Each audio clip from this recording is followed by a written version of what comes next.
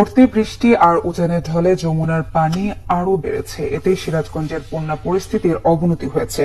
সিরাজগঞ্জে যমুনার পানি বৃদ্ধি পাওয়ায় ফুলজোর, ইছামতি, করতোয়া নদীর পানিও বাড়ছে। প্লাবিত হয়েছে নদী তীরবর্তী নিম্নাঞ্চল।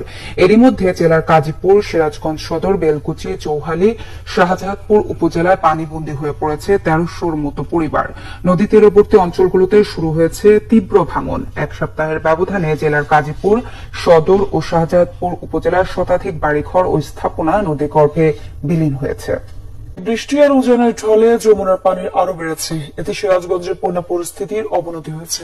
সিরাজগঞ্জে যমুনার পানি বৃদ্ধি পাওয়ায় ফুলজোর, ইছামতি, করতোয়া নদীর পানিও বাড়ছে। প্লাবিত হয়েছে নদী তীরবর্তী নিম্নাঞ্চল। এরই মধ্যে জেলার কাজীপুর, সিরাজগঞ্জ সদর, বেলকুচি, চৌহালি, শাহজাদপুর উপজেলায় পানিবন্দী হয়ে পড়েছে ১৩০০-র মতো পরিবার। নদী তীরবর্তী অঞ্চলগুলোতে শুরু হয়েছে তীব্র ভাঙন। এক সপ্তাহের ব্যবধানে জেলার কাজীপুর সদর ও শাহজাদপুর উপজেলায় শতাধিক বাড়িঘর ও স্থাপনা নদীগর্ভে বিলীন হয়েছে।